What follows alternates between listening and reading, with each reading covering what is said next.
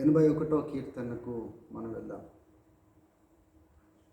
ఈ 81 కీర్తన సామ్ 81 ఆసాపు రాసిన కీర్తన.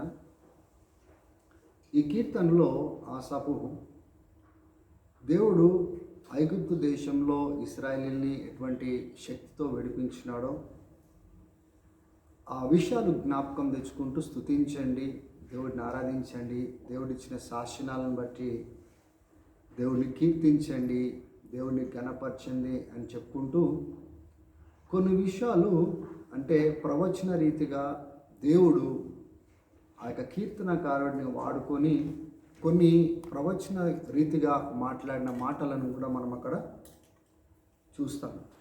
కానీ ఆ ప్రవచన రీతిగా దేవుడు బయలుపరిచి ప్రజలతో మాట్లాడిన మాటలు ఏంటి? ఇక్కడ మనం గమనించినట్లయితే ఈ 81వ కీర్తన 6వ వచనము 7వ వచనము మనం గమనించినట్లయితే ఆయన ఏమంటున్నాడు? వాళ్ళ యొక్క భుజాల పైన భారమును నేను తొలగించినాను, వాళ్ళని స్వతంత్రులుగా నేను చేసినాను, వారి యొక్క కష్టకాలంలో విపత్తులో నేను వారిని విడిపించినాను, వాళ్ళు మొరపెట్టినప్పుడు నేను వారికి జవాబునిచ్చినాను, వాళ్ళని పరిశీలించినాను కూడా పరీక్షించినాను కూడా అనేసి దేవుడు మాట్లాడుతున్నాడు. 8వ వచనం చూడండి. అక్కడి వరకు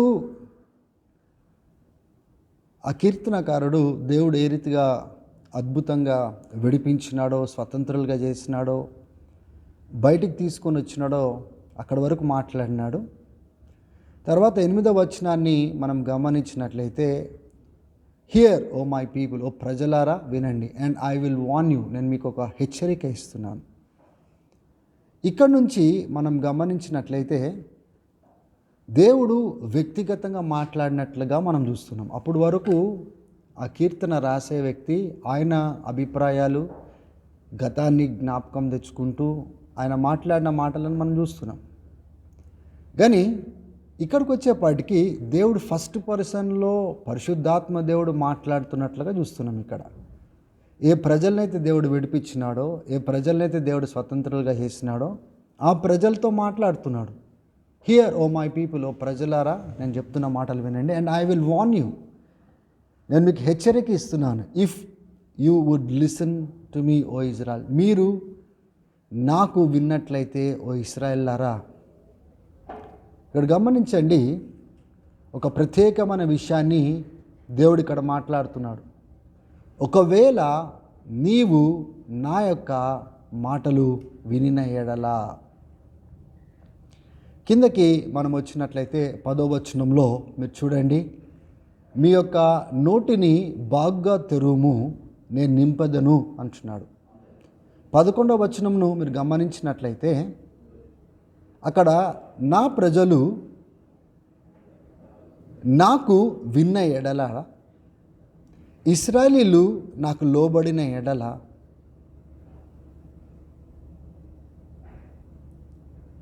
నా మార్గాలలో ఇశ్రాయేలీలు నడిచిన ఎడల ఎంత త్వరగా నేను శత్రువులను అణిచివేయుదును. అక్కడ దేవుడు ఇశ్రాయేల్ విషయంలో మాట్లాడుతూ ఉన్నాడు. వాళ్ళు వినాలని కోరుతున్నాడు, లోబడాలని కోరుతున్నాడు, కానీ వాళ్ళు లోబడట్లేదు. కాబట్టి వాళ్ళ కఠినమైన హృదయాలకు దేవుడు వాళ్ళకు అప్పగిస్తూ ఈ మాటలు అంటున్నాడు. 13వ వచనంలో, నా ప్రజలు నా యొక్క మాటలు ఒకవేళ విని ఆ మార్గాల్లో నడిచిన ఎడల, how quickly I would subdue their enemies, ఎంత త్వరగా ఆ యొక్క శత్రువులను నేను ఓడించేదను, ఆ యొక్క శత్రువులకు విరుద్ధంగా నా యొక్క హస్తంను నేను లేపెదను.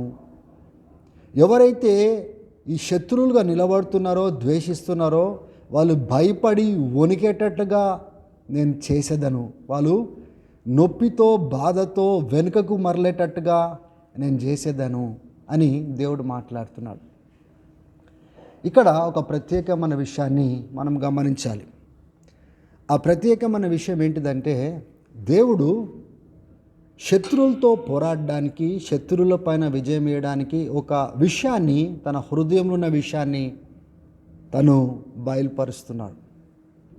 మీరు నా మాటను విన్న ఎడలా, నేను చెప్పినట్లుగా మీరు నడిచిన ఎడల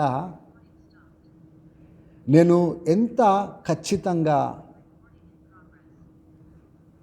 నేను శత్రువులను త్వరగా ఓడించేదను. ఎంత త్వరగా నేను శత్రువులను ఓడించేదను అంటున్నాను. ఇక్కడ సంఘంగా మనం నేర్చుకోవాల్సిన విషయం ఏంటిదంటే, గతం నుంచి మనం నేర్చుకుంటున్న విషయం ఏంటిదంటే, దేవుడు సంఘాన్ని గొప్ప పోరాటం మధ్యలో ఉంచినాడు. ఆధ్యాత్మికమైన పోరాటము, శత్రువుతో పోరాటము, అంధకార శక్తులతో పోరాడము, దురాత్మ శక్తులతో పోరాడము. ఆ దినాలలో శారీరకంగా ఉన్న ఆ శత్రువులు వాళ్ళని చుట్టుముట్టినారు. కానీ ఇప్పుడు ఆధ్యాత్మికంగా మనం పోరాడుతున్నది మనుషులతో కాదు, రక్తమాంసం కలిగిన మనుషులతో కాదు, కానీ ఆ దురాత్మ సమూహముతో, చీకటి శక్తులతో, లోకనాథులతో మనం పోరాడుతున్నాం. ఇటువంటి పోరాటంలో దేవుని బిడ్డలారా మనం గ్రహించవలసిన విషయం ఏంటిదంటే, మన పోరాటంలో దేవుడు ఏ రీతిగా పాత్రను వహిస్తున్నాడు, ఆయన మనకంటే ముందుగా వెళ్ళగలుగుతున్నాడా, శత్రువును ఓడించగలుగుతున్నాడా. ఇక్కడ ఒక మాట అంటున్నాడు, ఏ సమయంలో అయితే ఆ యొక్క శత్రువును ఓడగొట్టాలో ఆ సమయం కంటే ముందుగానే నేను ఓడిస్తాను అంటున్నాడు. శత్రువును ఏ సమయంలో అయితే మనము ఓడించాలో, ఆ యొక్క శత్రువు ఓడిపోవాలో దానికంటే ముందుగానే నేను ఓడగొట్టేదాను. కానీ మీరు నా మాట వినట్లేదు కనుక, నేను చెప్పింది మీరు లోబడట్లేదు కనుక, మీరు పాటించట్లేదు కనుక, అక్కడ దేవుడు ఏం బయలుపరుస్తున్నాడంటే, అది ఆలస్యము జరుగుతూ ఉంది. ఆలస్యంగా ఆ విజయానికి దారి తీస్తూ ఉంది. ఆలస్యము జరుగుతూ ఉంది. ఎందుకు ఆలస్యం జరుగుతూ ఉంది? ఏ విజయాలైతే దేవుని బిడ్డలు పొందుకోవాలో, ఏ విజయంలో అయితే దేవుని బిడ్డలు పాలు పొందాలో, ఆ విజయంలో ఆలస్యము ఎందుకు జరుగుతుందంటే, ఆలస్యానికి కారణము దేవుడు ఇక్కడ బయలుపరుస్తున్నాడు. ఆలస్యానికి కారణం ఏంటిదంటే, మీరు నా మాటలు వినడం లేదు, మీరు నా మార్గంలో నడవడం లేదు, నేను చెప్పినట్లుగా మీరు బ్రతకడం లేదు. ఒకవేళ నేను చెప్పినట్లుగా విన్నట్లయితే, నా మార్గాలలో మీరు నడిచినట్లయితే, మీరు లోబడినట్లయితే, మీరు చెప్పినట్లుగా మీ బ్రతుకులను సరిదిద్దుకున్నట్లయితే, ఎంత త్వరగా నేను శత్రువులను ఓడగొట్టేదను. How quickly would I subdue their enemies. ఆ శత్రువులను ఎంత నేను ఓడించేదను. దేవుడు తప్పకుండా మన పక్షంన యుద్ధం చేయడానికి ఇష్టపడుతున్నాడు, గొప్ప జయాలు దయచేయడానికి ఇష్టపడుతున్నాడు. కానీ ఎవరి పక్షంన దేవుడు యుద్ధం చేస్తాడు, ఎవరి పక్షంన దేవుడు కార్యం చేస్తాడు, ఎవరి మధ్యలో దేవుడు కార్యాలు చేస్తాడు? దేవుని బిడ్డలారా, ఎవరైతే ఆయన మాట వినట్లేదో వాళ్ళ పక్షంన కార్యం చేస్తాడా? ఎవరైతే లోబడట్లేదో వాళ్ళ పక్షం కార్యం చేస్తాడా? ఎవరైతే ఆయన మార్గంలో నడవట్లేదో వాళ్ళ పక్షంన కార్యం చేస్తాడా దేవుడు ఎవరి పక్షంన ఆయన కదిలేవాడు, ఎవరి పక్షంన ఆయన కదలడానికి ఇష్టతను చూపిస్తూ ఉన్నాడు, ఆశను చూపిస్తూ ఉన్నాడు. ఇప్పుడు సంఘం ఉంది, సంఘం కూడా దేవుని యొక్క సమాజమే, దేవుడు ఏర్పాటు చేసుకున్న జనాంగమే. కానీ ఈ సంఘాన్ని ఏ ఉద్దేశం కోసమైతే దేవుడు విడిపించున్నాడో, రక్షించుకున్నాడో, ఆ ఉద్దేశం వైపున నడిపిస్తున్నాడో, ఆ మార్గంలో ఆ యొక్క శత్రువుతో ఏ పోరాటం అయితే కలిగి ఉన్నదో, ఆ పోరాటంలో ఒకవేళ మనము ఈ మాటలను మనం పెట్టుకొని ఆలోచన చేసుకున్నట్లయితే, ఒకవేళ సంఘము నేను చెప్పినట్లుగా నడిచినట్లయితే, ఒకవేళ సంఘము నేను చెప్పిన మార్గంలో వాళ్ళు నడిచినట్లయితే, వాళ్ళు ఒకవేళ నేను ఉపదేశిస్తున్న మార్గాలలో నడిచినట్లయితే, ఎంత త్వరగా నేను శత్రువు పైన నేను విజయాన్ని ఇవ్వగలను, ఎంత త్వరగా శత్రువు పైన విజయాన్ని నేను ఇచ్చేవాడిని. ఈ విషయాన్ని మనం గమనించుకోవాలి. ఏ శత్రువులు అయితే తిరగమలుతున్నారో ఆ శత్రువుని భయపడేటట్టుగా నేను చేసేవాడిని. ఒకవేళ మీరు లోబడినట్లయితే, ఒకవేళ నా మాటలను మీరు విన్నట్లయితే. సంఘం యొక్క విజయము, దేవుని బిడ్డలారా, మనం అనుకుంటాము సంఘమంతా ప్రార్థన చేసినట్లయితే, ప్రార్థనలలో పాలు పొందినట్లయితే, ప్రార్థనలలో దేవుని ముఖాన్ని వెతికినట్లయితే దేవుడు గొప్ప విజయాలు సంఘానికి దయచేస్తాడని మనము అందరము నమ్ముతూ ఉంటాం. నిజమే, దేవుడు ప్రార్థన వినువాడు. కానీ ప్రార్థన కంటే ముందుగా వచ్చేది, ప్రార్థన కంటే ప్రాముఖ్యమైనది మనిషి యొక్క జీవితము. మనిషి యొక్క జీవితము దేవునికి అంగీకారంగా ఉండాలి, దేవునికి ఇష్టంగా ఉండాలి, దేవుడు కోరుకున్నట్లుగా ఉండాలి, దేవుడు ఇష్టపడాలి. దేవుడు చెప్పినట్లుగా మనం నడవకపోతే మనం చెప్పినట్లుగా దేవుడు ఎందుకు వినాలి? ప్రవచనాలలో కూడా మనం చూస్తాము, నేను చెప్పినట్లుగా మీరు నడవట్లేదు కాబట్టి మీరు చెప్తే నేను ఎందుకు వినాలి అంటున్నాడు దేవుడు. అంటే దేవునికి మన జీవితము అంగీకారంగా లేనట్లయితే మనం చేయు ప్రార్థనలు ఏ విషయంలో, మన కుటుంబ పరంగా కానీ లేకపోతే సంఘపరంగా కానీ పరిచర్య పరంగా కానీ దేవుడు ఎందుకు వినాలి? దేవుడు మన యందు ఆనందిస్తున్నాడా? దేవుడు మన యందు సంతోషిస్తున్నాడా? ఇగో చూడు, చెప్పినట్లుగా ఈ యొక్క బిడ్డ నడుస్తూ ఉన్నది, చెప్పినట్లుగా ఈ కుమారుడు నడుస్తూ ఉన్న నా మార్గాలలో జాగ్రత్తగా లోబడుతూ ఉన్నారు, నాకు లోబడి బ్రతుకుతున్నారు, నాకు విధేయత చూపించి బ్రతుకుతూ ఉన్నారు. కాబట్టి నేను వాళ్ళకి విజయాన్ని నేను ఇస్తాను, నాకు లోబడిన ప్రజలకు నేను విజయం ఇస్తానని దేవుడు ఆశ కలిగి ఆతృత కలిగి ఆయన ముందుకు రాగలుగుతున్నాడా, లేక మన జీవితాలను చూసి ఆగిపోతున్నాడా? ఇక్కడ గమనించండి, ఒక పదము దేవుడు వాడుతున్నాడు. ఏం మాట్లాడుతున్నాడంటే, how quickly would I subdue their enemies. ఎంత త్వరగా ఆ శత్రువులను నేను హతం చేసేవాడను. How quickly I would have destroyed the enemies.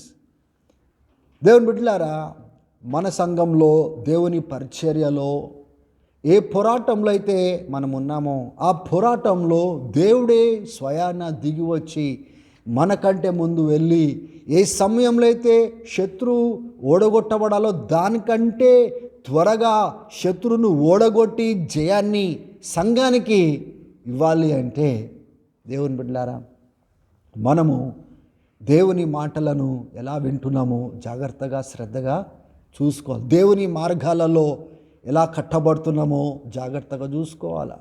దేవునికి అంగీకారంగా బ్రతుకుతున్నామా లేదా మనం చూసుకోవాలి. దేవుని ఉపదేశములలో దేవునికి ఇష్టలుగా బ్రతుకుతున్నామా లేదా?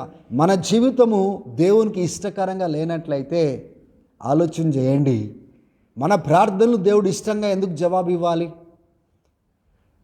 సంఘంలో అతి ప్రాముఖ్యంగా నేర్చుకోవలసిన సత్యం ఏంటంటే, ప్రార్థనల కంటే ముందు, ఈ ప్రార్థనలు ఉపవాసము కంటే ముందు, వేరే కార్యక్రమాల కంటే ముందు మనము పరీక్షించుకోవలసిన విషయం, ఉజ్జీవం కోసం ప్రార్థన చేస్తున్నాం, దేవుని కార్యాల కోసం చూస్తున్నాము, సూచక్రియలు జరగాలని, అద్భుత కార్యాలు జరగాలని, దేవుడు శక్తివంతంగా సంఘంలో కదలాలని, శత్రువును ఓడగొట్టాలని ఎన్నో రకాలుగా మనమందరము దేవుని అడుగుతూ ఉన్నాము.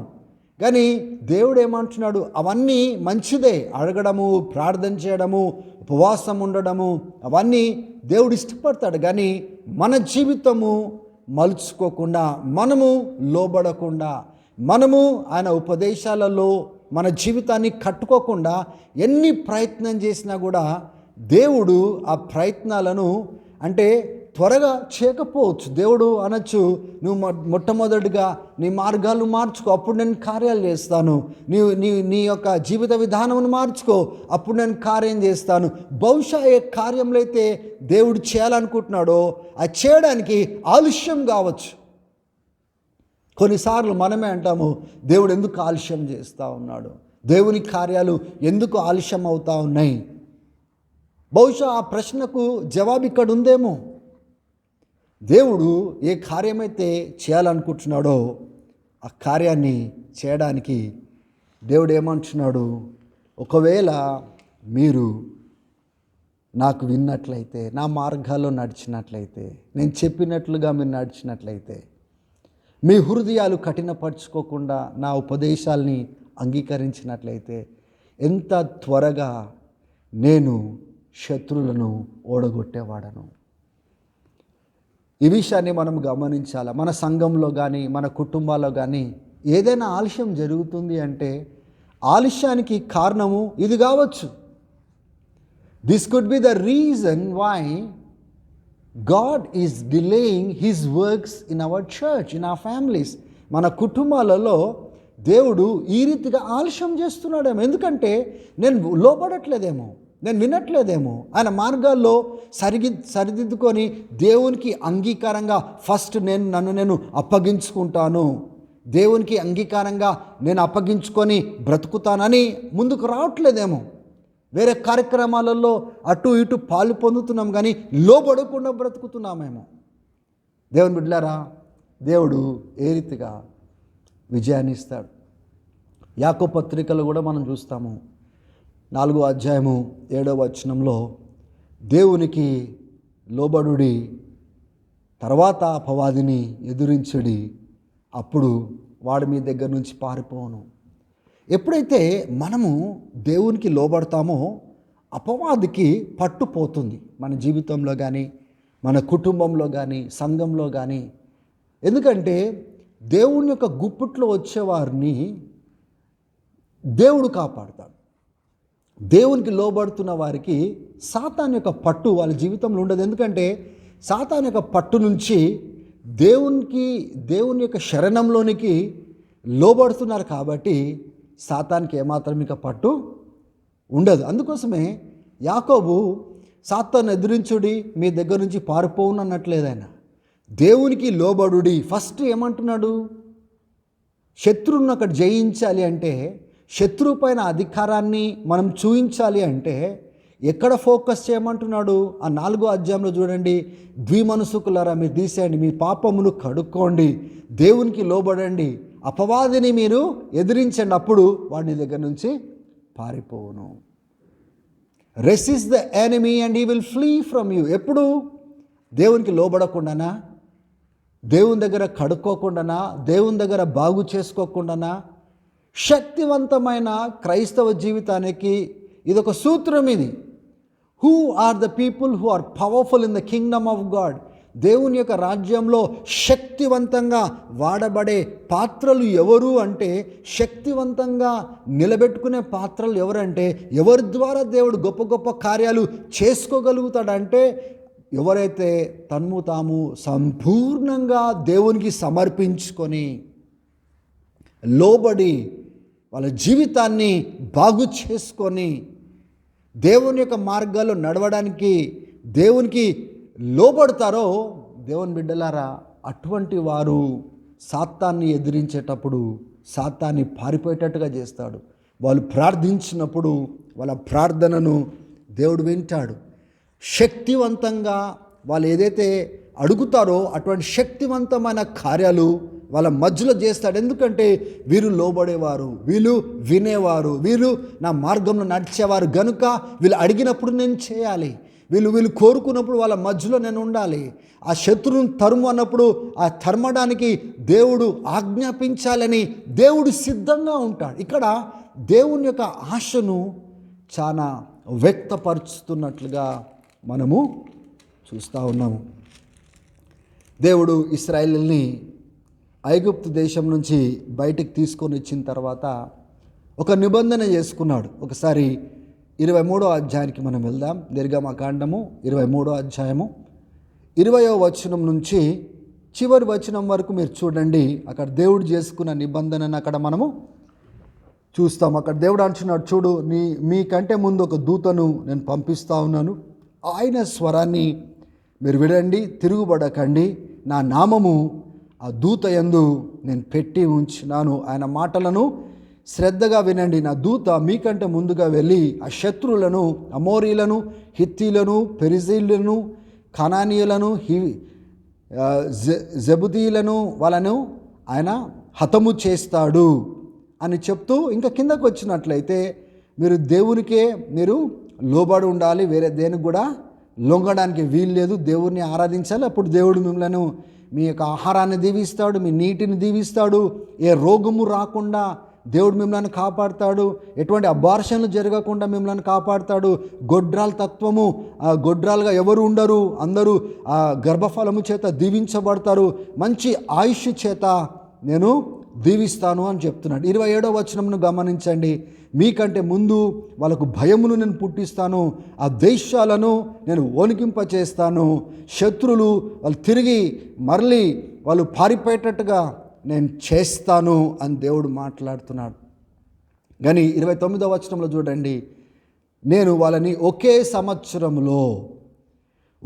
సంవత్సరంలో వాళ్ళందరినీ నేను ఓడగొట్టాను. ఎందుకంటే ఏ శత్రు దేశమైతే మీకు ఇవ్వబోతున్నానో, ఏ శత్రు యొక్క ఆస్తిని మీకు ఇవ్వబోతున్నానో, ఏ రాజ్యాన్ని మీకు ఇవ్వబోతున్నానో, ఏ రాజులను మీ చేతిలో పెట్టబోతున్నానో వాళ్ళ సంఖ్య చాలా గొప్పది గనుక ఒకేసారి ఇస్తే మీరు హ్యాండిల్ చేయలేరు. ఒకేసారి ఆ యొక్క జీవులను కానీ, ఆ జంతువులను కానీ, ఆ మృగాలను కానీ, అక్కడ ఆస్తుపాస్తులను కానీ మీరు సరిగా హ్యాండిల్ చేయలేరు. కాబట్టి ఒకేసారి మీకు ఇవ్వడం కంటే, ఒకే సంవత్సరంలో మీకు ఇచ్చే కంటే నేను అంచెలంచెలుగా కొద్దిగా 30వ వచనం చూడండి, little by little I will drive them before you. మీ ముందు నేను ఏం చేస్తాను, శత్రువును ఒకేసారి ఒకే సంవత్సరంలో నేను ఓడించను. కొద్దిగా నేను ఓడించుకుంటా ఆ దేశాన్ని మీ చేతిలో పెడతాను, వాళ్ళ ఆస్తులను మీ చేతిలో పెడతాను, ఆ ప్రాంతాన్ని మీ చేతిలో నేను పెడతాను, వాళ్ళను మీ చేతికి నేను అప్పగిస్తాను అని దేవుడు మాట్లాడుతున్నాడు. ఇది దేవుని యొక్క రణనీతి అన్నమాట. దేవుడు అన్నీ ఆయన బిడ్డలకు ఒకేసారి ఇవ్వడు. ఆయన రాజ్యంలో ఏవైతే కడుతున్నాడో, ఆ రాజ్యంలో ఏవైతే స్థిరపరుస్తున్నాడో, ఏవి మనము హ్యాండిల్ చేయలేమో అవి ఒకేసారి ఇచ్చేవాడు కాదైన. ఆయన అంచెలంచెలుగా మనము పోగొట్టుకోకుండా కొద్దిగా స్వాధీనం చేసుకునేటట్టుగా దేవుడిచ్చువాడని, దేవుని జ్ఞానము గొప్పదని ఇక్కడ మనం గ్రహించగలము. అన్నీ ఒకేసారి పొందుకొని పోగొట్టుకునే కంటే కొద్దిగా పొందుకొని దాన్ని స్థిరపరచుకోవడము చాలా ప్రాముఖ్యమైందని గ్రహించుకోవాలి. ఇక్కడ చూడండి, ఆయన చేసుకున్న నిబంధనలో కొద్దిగా నేను ఇస్తాను, కొద్దిగా వాళ్ళని మిమ్మల్ని నుంచి తరిమేస్తాను, ఒకే సంవత్సరంలో అవన్నీ నేను ఇవ్వను, మీరు వెళ్ళి స్వాధీనపరచుకొని మీ స్వాస్థ్యానిగా తీసుకునే వరకు నేను మీకు తోడుగా ఉంటాను, ఇవన్నీ చేస్తాను అంటున్నాడు. దేవుని బిడ్డలారా, ఆశపడక ముందే ఆయన ఇవ్వడానికి ఇష్టపడుతున్నాడు. ముందుగానే ఏవేవి ఇవ్వాలో ఆయన సిద్ధపరుస్తున్నాడు. ఏ రీతిగా మనం పొందుకోవాలో సిద్ధపరుస్తున్నాడు, ఎలా పొందుకోవాలో సిద్ధపరుస్తున్నాడు, శత్రువులను ఎట్లా ఓడగొట్టాలో సమకూరుస్తున్నాడు. ఆయన చుట్టూ దూతలను పెట్టి ఏ రీతిగా అయితే యుద్ధము చేయాలో ఇవన్నీ దేవుడు చేస్తున్నాడు. కానీ ఇక్కడ కీర్తనకారుడు 81వ కీర్తనలో ఆ దేవుడు పరిశుద్ధాత్మ ద్వారా ఇచ్చే హెచ్చరిక ఏంటిదంటే, ఇవన్నీ నేను ఒక్కొక్కటిగా నేను మీ చేతికి అప్పగిస్తాను, కానీ మీరు నా మాట విన్నట్లయితే, నాకు లోబడినట్లయితే, నేను చెప్పినట్లుగా మీరు నడిచినట్లయితే నేను ఎంత త్వరగా నేను మీ చేతికి అవన్నీ అప్పగించేదాన్ని. ఇప్పుడు మీరు అనుకోవచ్చు, ఇక్కడేమో మెల్లగా అంచలంచలుగా అన్నీ ఒకటేసారి నేను ఇవ్వను అని ఒకవైపున మాట్లాడుతున్నాడు, అక్కడేమో ఎంత త్వరగా శత్రువుని మీ చేతికి నేను అప్పగించగలను అని మాట్లాడుతున్నాడు. ఇక్కడ కాంట్రడిక్షన్ ఏం లేదు. ఏ కొద్ది సమయంలో ఆయన అంచెలంచెలుగా, ఇప్పుడు ఒకే సంవత్సరము ఆ కానాన్ దేశము, పెరిజీలను, హిత్తీలను, జెబుసైడ్స్ని వాళ్ళని ఒకటేసారి నేను ఇవ్వను, కానీ ఏ కాలంలో అయితే కొద్దిగా ఇవ్వాలనుకుంటున్నానో ఆ కాలంలోనే మీకు పొందుకోవాలంటే లోబడాలి. లేదైతే ఆ కొంతకాలం కూడా ఏమవుతుంది, ఆ కొంతకాలం కూడా పొడిగించబడుతుంది, దాని అర్థం. ఈ విషయాలు మనం అర్థం చేసుకోవాలి. ఏ కాలంలో అయితే కానానీయులు ఇద్దామనుకున్నాడో కొంచెంగా ఆ కొంచెం కాలము ఆయన తగ్గించుకొని ఆయన ఇవ్వాలని ఇష్టపడుతున్నాడు, కానీ ఆ కొంచెం కాలం కూడా పొడిగించబడుతుంది, అది మనకు అనుగ్రహించబడట్లేదు. అంటే కారణము, ఈ ప్రజలు నడవవలసిన రీతిగా నడవట్లేదు, లోబడవలసిన రీతిగా లోబడట్లేదు, వాళ్ళు కట్టుకోవలసిన రీతిగా కట్టుకోవట్లేదు. కాబట్టి దేవుడు ఆలస్యం చేస్తున్నట్లుగా అక్కడ మనం చూస్తూ ఉన్నాం. దేవుని బిడ్డలారు, ఇక్కడ నేర్చుకోవాల్సిన సూత్రం ఏంటిదంటే, ఏ కాలంలో అయితే దేవుడు కార్యం చేయాలనుకుంటున్నాడో మన ద్వారా, ఏ కార్యాలైతే దేవుడు నూతన పరచుకోవాలనుకుంటున్నాడో, ఉద్దేశాలు నెరవేర్చుకోవాలనుకుంటున్నాడో మన ద్వారా, సంఘము ద్వారా అది పొడిగించబడుతుంది. దానికంటే ముందుగానే అవన్నీ కార్యాలు జరగడానికి దేవుడు ఆశపడుతున్నప్పటికీ అది పొడిగించబడుతుంది. అది పొడిగించబడడానికి కారణము అది మనలో ఉన్న ఆ లోబడని తత్వం ద్వారా ఉన్నది అనే సంగతిని మనం గ్రహించుకోవాలి. హల్లెలూయా.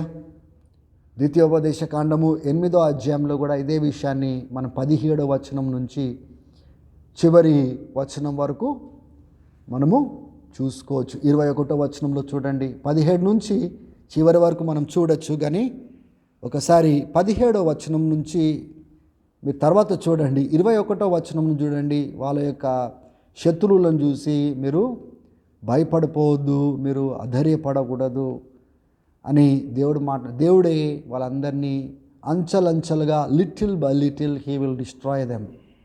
దేవుడు వాళ్ళని ఎలిమినేట్ చేస్తాడంటే వాళ్ళని నిర్మూలము చేస్తాడు, మిమ్మలను బహుగా అభివృద్ధి చేస్తాడు. దేవుడే వాళ్ళను మీ చేతులలో అప్పగిస్తాడు.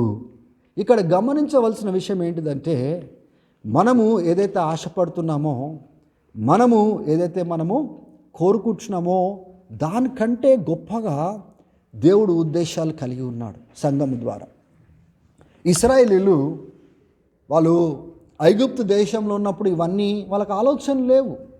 కానీ దేవుడు అబ్రహాంకి వాగ్దానం చేస్తున్నాడు తన ఆలోచన ఏంటిది అనేది, ఎలా దీవించబోతున్నాడు, ఏ రీతిగా వాళ్ళని విడిపించబోతున్నాడు, ఏ రీతిగా బయటికి శక్తివంతంగా తీసుకొని వచ్చి ఈ దేశాలని స్వాస్థ్యంగా ఇవ్వబోతున్నానో ముందుగానే దేవుడు తలంచినాడు. అదే రీతిగా మనలను కూడా ఆ దినాలలో మోషేని పంపించి విడిపించినట్లుగా మనలను ఆయన క్రీస్తును తన కుమారుడిని పంపించి మనలను ఆ బంధకత్వం నుంచి విడిపించినాడు, ఆ బానిసత్వం నుంచి విడిపించినాడు.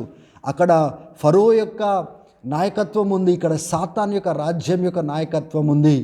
అక్కడ శక్తివంతంగా కార్యాలు చేసి దేవుడు మోషే ద్వారా అద్భుతాలు చేసి బయటికి తీసుకొని వచ్చినాడు. ఇక్కడ యేసుక్రీస్తు ద్వారా శక్తివంతమైన కార్యాలు చేసి, పరిశుద్ధాత్మ కార్యాలు చేసి బయటికి తీసుకొని వచ్చినాడు. వాళ్ళని ఒక ప్రయాణంలో ఉంచినాడు. ఐగుప్తు దేశం నుంచి కానాన్ దేశంకి వెళ్ళడానికి మనల్ని కూడా అటువంటి ప్రయాణంలో ఉంచినాడు. వాళ్ళకి ఇచ్చినాడు, ఒక ఉద్దేశం ఇచ్చినాడు, వెళ్ళి ఆ శత్రువులను ఓడగొట్టండి, ఆ రాజ్యాల్ని ఓడగొట్టిన తర్వాత పోరాడి గెలిచిన తర్వాత స్వాధీనం చేసుకోండి అన్నాడు. అటువంటి పోరాటంలో మనల్ని కూడా సాతాన్ యొక్క రాజ్యాన్ని కూల్చి పడద్రోసి ఆ యొక్క దేవుని యొక్క రాజ్యాన్ని స్థాపించడానికి సంఘాన్ని ఒక ప్రయాణంలో ఉంచినాడు.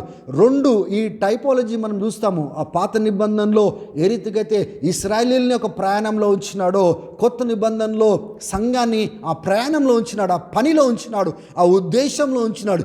ఎవరు కూడా నిర్లక్ష్యంగా ఉండడానికి వీల్లేదు. కేవలము మేము విశ్వాసులుగానే ఉంటాము, మేము చర్చ్ మీటింగ్ అటెండ్ అవుతాము, లేదు. మనమందరము ఒక పోరాటం. ఇశ్రాయేలీయులు అన్నారనుకో, మేము విడిపించబడ్డాము, మేము జయం పొందుకున్నాము, చాలు, మాకు ఇంకా శత్రువుతో పోరాడే అవసరం లేదు, ఐగుప్తు నుంచి బయటకు వచ్చినాము అంటే సరిపోదు. దేవుడు ఊరుకుంటుండేనా? లేదు. మీరందరూ ప్రయాణం అవ్వాల్సిందే, మీరందరూ పోరాడాల్సిందే, మీరందరూ లోపలికి వెళ్ళి ఆ యొక్క శత్రువును ఓడించాల్సిందే, ఓడించి ఆ స్వాధీనం చేసుకోవాల్సింది. ఎందుకంటే నేను వాగ్దానం చేసినాను అని దేవుడు మాట్లాడతాడు. అదే మాదిరిగా సంఘంతో దేవుడు ఏమంటాడంటే, చూడు, మీరు కేవలం కూర్చుంటే సరిపోదు, కేవలం మేము మంచి విశ్వాసులము, విడిపించబడ్డాము, పాపం నుంచి మనము విమోచించబడ్డాము, చాలా సంతోషం అని కూర్చోవడం కాదు. మీరందరూ కలిసి కట్టుగా ఒక ప్రయాణం చేయాలి, ఒకే విధానంగా నడవాలి, ఒకే ఆలోచనతో నడవాలి. మీరందరూ లోబడి బ్రతకాలి, చెప్పినట్లుగా మీరు నడవాలి. నేను శత్రువుతో పోరాడతాను అని దేవుడు వాగ్దానం చేస్తూ ఉన్నాడు. I will fight against the enemies and I will quickly subdue them. నేను వాళ్ళని త్వరగా హతం చేస్తాను, ఆ కాలం కంటే ముందుగానే నేను ఓడిస్తాను అని దేవుడు వాగ్దానం చేస్తూ ఉన్నాడు. దీన్ని బట్టి మనం నేర్చుకోవాల్సిన సత్యం ఏంటంటే, ప్రార్థన చేయాలా, ఉపవాస ప్రార్థనలు ఉండాలి. దేవుని యొక్క ముఖాన్ని మనం వెతకాలి, ప్రార్థన చేయాలి. కానీ దేవుడు ఏమంటాడంటే ఆ ప్రార్థనల కంటే, ఉపవాస ప్రార్థనల కంటే ముందుగా వచ్చేది నీ జీవితం నాకు అర్పించబడిందా? సంపూర్ణంగా మనం శుద్ధీకరించుకున్నామా?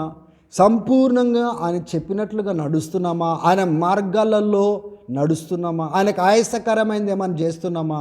చేయకూడదు మనం ఏం చేస్తున్నామా? ఏదైతే తాకకూడదో అదే మనం తాకుతున్నామా? ఎక్కడైతే ఉండకూడదో అక్కడ ఉంటున్నామా? ఏమైనా చేయకూడని మనం చేసుకుంటూ, బ్రతకకూడని బ్రతుకుతూ, మనం నడవని త్రోవలలో మనం నడిచినట్లయితే దేవుడు మన పక్షంన ఎలా ఆయన పోరాడగలుగుతాడు? ఏ రీతిగా కార్యాలు చేయగలుగుతాడు? ఏ రీతిగా జయాలు మనకి ఇవ్వగలుగుతాడు సంఘానికి? ఇవన్నీ ప్రార్థనల కంటే ముందు, ఉపవాసాల కంటే ముందు, వీటన్ని కార్యక్రమాల కంటే ముందు దేవుడు ఇష్టంగా ఆయన కోరుకునేది ఏంటిదంటే మన జీవితము ఆయనకు సంపూర్ణంగా లోపడాలని కోరుతాడు. ఆయన మార్గాలలో స్థిరపరచుకోవాలని కోరుతాడు. ఆయన మార్గాలలో మనం కట్టుకోవాలని కోరుతాడు. అది లేకుండా మనం కలిసి ప్రార్థన చేద్దాం పదండి అంటే దేవుడు ఆ ప్రార్థన విని విజయం ఇస్తాడా? ఒకవేళ దేవుని వైపున మనం చూసినట్లయితే దేవుడు ఏమంటాడంటే ఆ ప్రార్థన కంటే ముందు నీ జీవితం చాలా ప్రాముఖ్యమైంది. నువ్వు లోబడట్లేదు, నువ్వు వినట్లేదు, కానీ నువ్వు ప్రార్థన చేస్తున్నావు. ఈ కార్యం చేయని, ఆ కార్యం చేయని నువ్వు ప్రార్థన చేస్తున్నావు. నీ ప్రార్థన నేను వినడానికి ఇష్టత నేను చూపించట్లేదు. ఎందుకంటే నువ్వు నా మాటకు వినట్లేదు. కానీ నువ్వు మాట్లాడినప్పుడు, నువ్వు ప్రార్థన చేసినప్పుడు వినాలన్నట్టుగా నువ్వు నా సన్నిధికి వస్తున్నావు. Why should I listen to you అని ఒకవేళ దేవుడు మనతో మాట్లాడినట్లయితే మన జవాబు ఏంటి? What is our answer? ఒకసారి ఆలోచన చేద్దాము. ఈ ఉదయకాల సమయంలో చాలా మటుకు విశ్వాసులు ఎలా బ్రతుకుతున్నారో, ఎలా జీవిస్తున్నారో, ఎలా క్రమపరుచుకుంటున్నారో దానిపైన శ్రద్ధను చూపించరు.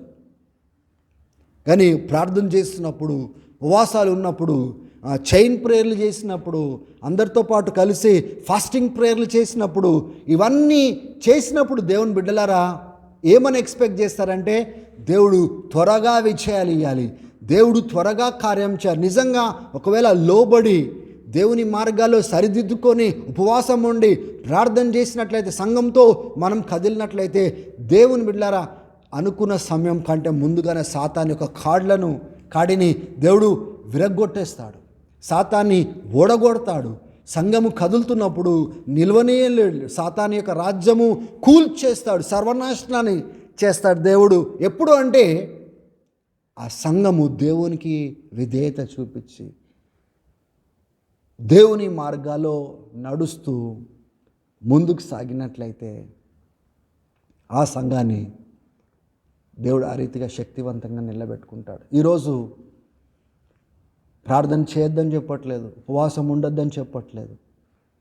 మనమందరం ఒక ప్రయాణంలో ఉన్నాము. ఈ సంవత్సరము దేవుడు కష్టపడే సంవత్సరంగా ప్రకటించినాడు, లేబర్ చేసే సంవత్సరంగా ప్రకటించినాడు, ప్రయాసపడే సంవత్సరంగా ప్రకటించినాడు. కానీ ఈ ప్రయాసలో గొప్ప ఫలమును సంఘంలో మనం చూడాలన్నా, సంఘం ద్వారా దేవుడు గొప్ప ఫలాన్ని ఇవ్వాలన్నా అది దేనిపైన ఆధారపడి ఉందంటే మొట్టమొదటిగా మనము ఆయనకు లోబడుతున్నామా లేదా, మనలో తిరుగుబడే తత్వం ఉందా, మనలో ఆ యొక్క ఏమంటారు అహంకారంతో సొంత మార్గాల్లో, సొంత కోరికలలో చేయకూడని చేసుకుంటూ, బ్రతుకుతూ, నడవకూడని విషయాలలో నడుస్తూ, తాకకూడని విషయాలలో తాకుతూ, ఎక్కడ మనం ఉండకూడదో అక్కడ ఉంటూ, ఏది చేయకూడదో అది చేస్తూ మనం దేవుని దగ్గర గొప్ప కార్యాలు ఆశించినట్లయితే దేవుని బిడ్డలారా దేవుడు ఆయన కార్యాలు చేయలేడు. ఈ రోజు దేవుడు ఆయన స్పష్టంగా మనతో మాట్లాడుతున్న మాట ఏంటిదంటే ఈ 81వ కీర్తనలో ప్రవచన రీతిగా ఆసాపు ద్వారా మాట్లాడుతూ అక్కడి వరకు ఆయన కీర్తన రాస్తున్నాడు. ఐగుప్తులో దేవుడు ఏ నిబంధన చేసుకొని ఎలా విడిపించినాడో, ఎట్లా భారము తొలగించినాడో. నిజమే, మనం కూడా పాపపు భారం నుంచి విడిపించబడిన వాళ్ళము, పాపపు బంధకాల నుంచి విడిపించబడిన వారం. కానీ విడిపించబడిన తర్వాత లోబడుతున్నామా లేదా, వింటున్నామా లేదా, ఆయన మార్గాలలో కట్టుకుంటున్నామా లేదా, ఆయనకి ఇష్టలుగా బ్రతుకుతున్నామా లేదా. అందుకోసమే 8వ వచనంలో అంటాడు, ఇగో ఓ ప్రజలారా, here O my people and I will warn you. ఇగో ప్రజలారా, మీకు ఒక హెచ్చరిక ఇస్తున్నాను. If you would listen to me O Israel, ఓ ఇశ్రాయేలులారా, నా స్వరాన్ని మీరు విన్నట్లయితే. 10వ వచనంలో చూడండి, I'm the Lord your God, నేను మీ దేవుడైన యెహోవాను, నేనే మిమ్మల్ని ఐగుప్తు నుంచి బయటికి తీసుకొని వచ్చిన వాడను, నోరు బాగా తెరువుము, నేను నింపెదను అంటున్నాడు. దేవునికి స్తోత్రం. మన దేవుడు నోరు బాగా తెరువుము, నేను నింపెదను అంటున్నాడు.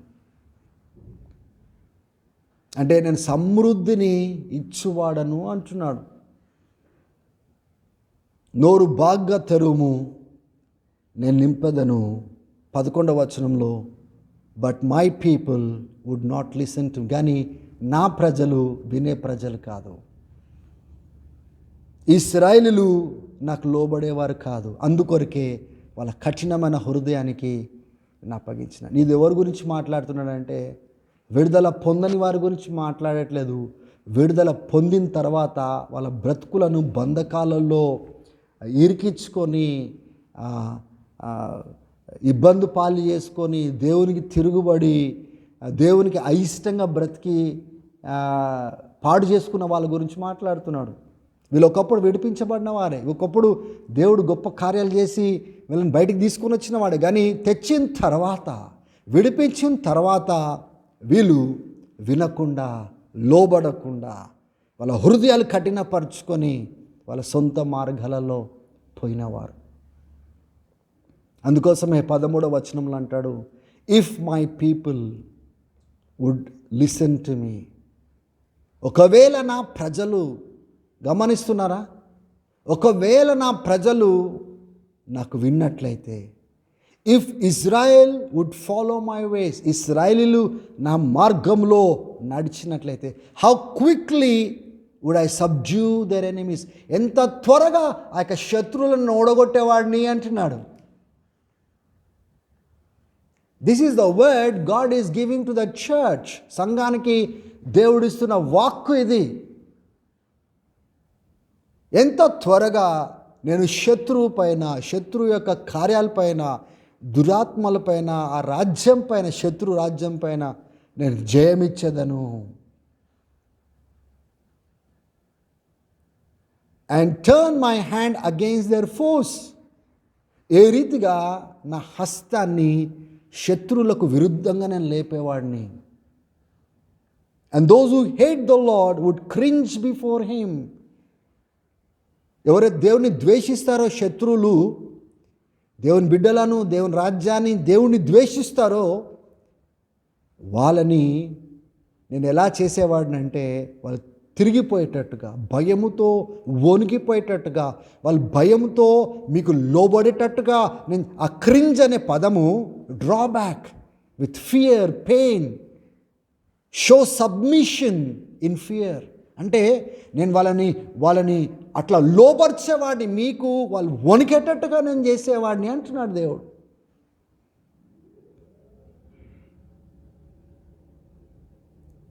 పదహారవ వచనంలో, but you would be fed with the finest wheat with honey from the rock, I would satisfy you.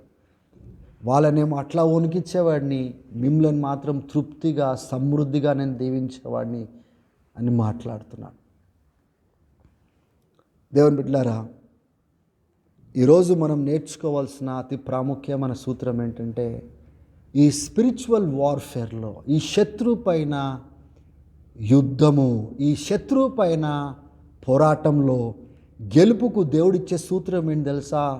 మొట్టమొదటిగా గెలుపుకు సూత్రము ప్రార్థన కాదు, గెలుపుకు సూత్రము ఉపవాస ప్రార్థన కాదు, గెలుపుకు సూత్రము ఇది అది కాదు.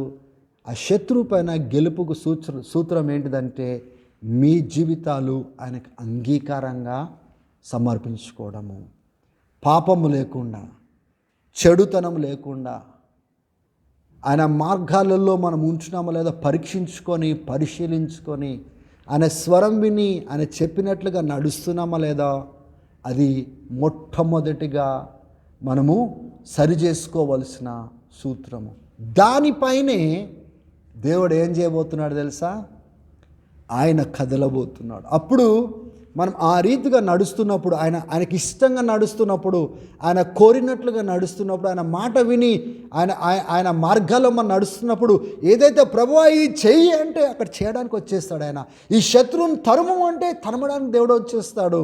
ఆయన దూతలను పంపిస్తాడు, ఆయన శక్తిని పంపిస్తాడు, ఆయన అగ్నిని కుమ్మరిస్తాడు, గొప్ప కార్యాలు చేస్తాడు, అద్భుత కార్యాలు చేస్తాడు. ఈ అద్భుత కార్యాలు వెనకాల కారణం ఏంటి అంటే, వీళ్ళ యందు నేను సంతోషిస్తున్నాను, వీళ్ళు నా బిడ్డలు, నాతో నడిచేవాళ్ళు, నాకు ఇష్టంగా నడిచేవాళ్ళు, నాతో ప్రయాణమయ్యే వాళ్ళు, నేను చెప్పినట్టుగా నడిచేవారు గనుక వాళ్ళు ఏ పోరాటంలో గుండా పోతున్నారో అక్కడ పిలిచినప్పుడు వాళ్ళ దగ్గర నేను ఉంటాను, వాళ్ళ మధ్యలో నేను కార్యం చేస్తాను. వాళ్ళు ఉపవాసం ఉన్నప్పుడు వాళ్ళ ఉపవాసాన్ని నేను వింటాను, వాళ్ళ కన్నీటిని నేను చూస్తాను, వాళ్ళ ముందున్న పోరాటంలో గెలుపును నేను ఇస్తాను. దేవుని బిడ్డలారా, మన దేవుడు అటువంటి శక్తివంతుడు, అటువంటి శక్తివంతమైన కార్యాలు చేయడానికి ఇష్టపడుతున్నాడు. హల్లెలూయా. మనం ఏం చేస్తున్నాం తెలుసా? మన అవిధేయత ద్వారా, మన తిరుగుబడే తత్వం ద్వారా సాతానికి బలమునిస్తున్నాము. కానీ సాతాన్ని బలహీనము చేయాలన్నా, సాతాన్ యొక్క పట్టును విరగొట్టేటట్టుగా చేయాలన్నా అది దేనిపైన ఆధారపడి ఉందంటే, మనం దేవునికి లోబడి దానిపైన ఆధారపడి. ఎవరైతే లోబడే తత్వం చూపెట్టారో, వినే తత్వం చూపెట్టారో, నేను అనుకున్న మార్గంలోనే పోవాలని అటువంటి తత్వం చూపిస్తారు చూడండి, అటువంటి వారి మధ్యలో దేవుడు కదలడు, అటువంటి వారిని దేవుడు వాడుకోడు. ఆయనకు కావాల్సింది ఎటువంటి తరం అంటే, ఆయన మాట విని, ఆయన స్వరాన్ని విని చేయువారు కావాలి, ఆయన చెప్పినట్లుగా నడిచేవారు కావాలి. ఎవరు ఎందైతే ఆయన